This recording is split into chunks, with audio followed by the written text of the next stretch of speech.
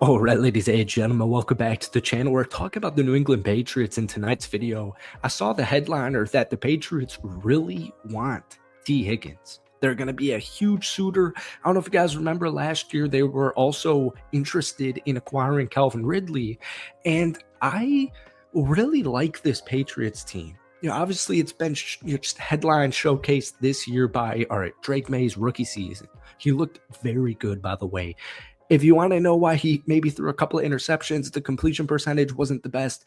The offensive line truly was that bad. Ask any Patriots fan out there. But I'm just thinking Mike Vrabel is the perfect, and we all know this, Mike Vrabel is the perfect head coach for the New England Patriots. I actually really like Josh McDaniels, and I think I always say this about coordinators who turn into coaches that don't necessarily work out. I just think Josh McDaniels is perfectly suited to be an offensive coordinator, not a head coach, but an offensive coordinator. That's what he knows. That is his bread and butter. And that's why the New England Patriots, with Mike Vrabel, that's why he hired him. But they have so much cap space.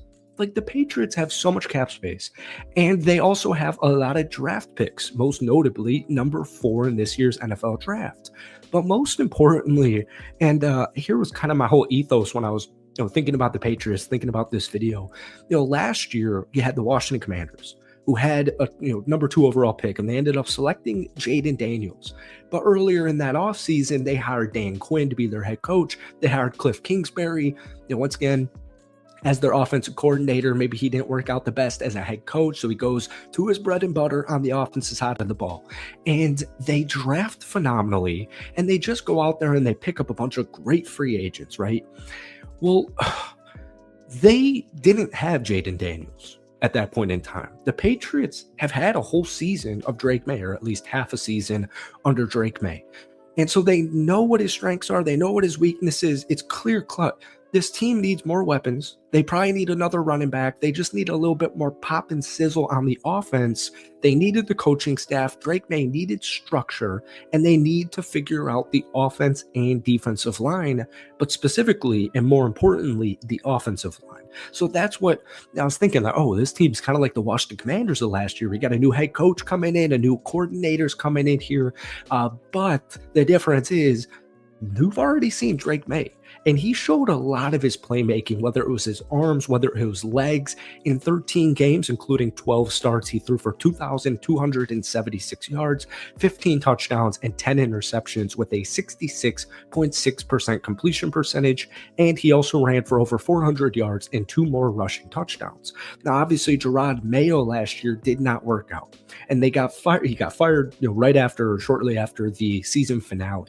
Well, the defense also was a big issue, but we're going to talk mainly about the offense in tonight's video. It's late here. If you guys want more Patriots videos, let me know down below. I haven't made a Patriots video in months and months and months. Apologies there, but clearly the number one goal is to surround Drake May with as much talent as humanly possible. Offensive line, tight end room, don't matter.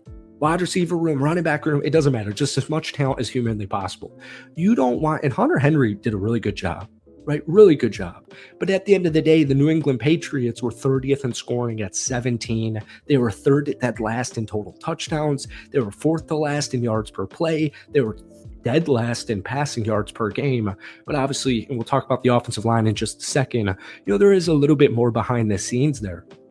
But I don't care if it's Travis Kelce. I don't care if it's Brock Bowers.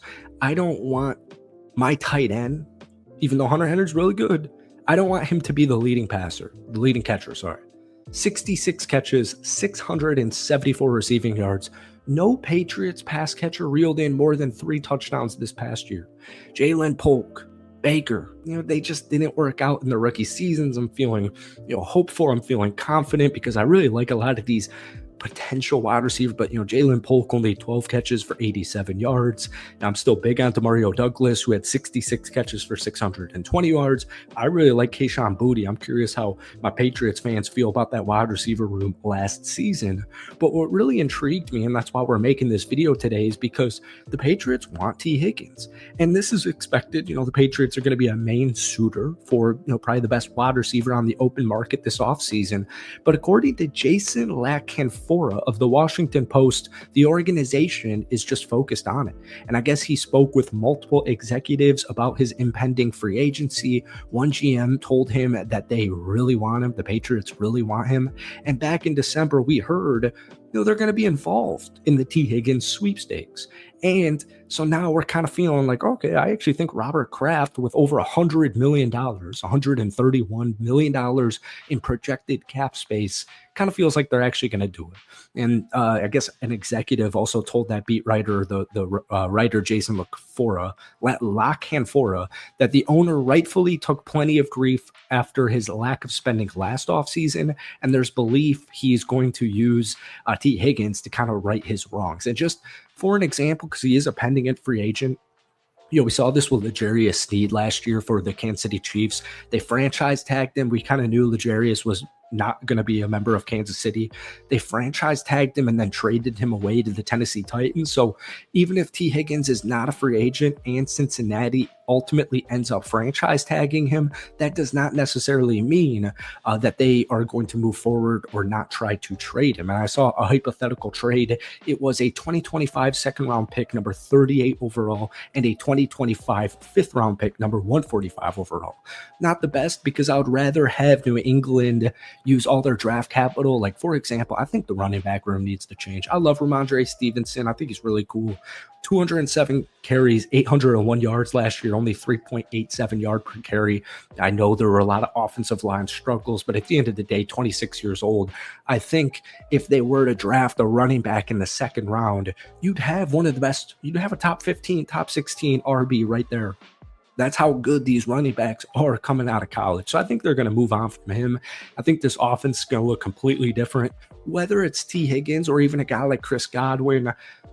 Both kind of come with some relative question marks. Like, Chris Godwin broke out in 2019, and since then he's had almost 6,000 receiving yards and 31 touchdowns on almost 500 total catches.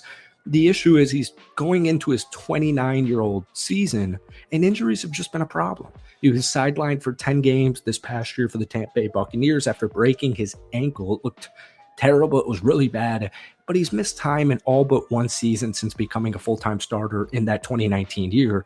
And if you look at Tee Higgins, like last year, another example where he got injured. He was injured for, a decent chunk during the middle of the season.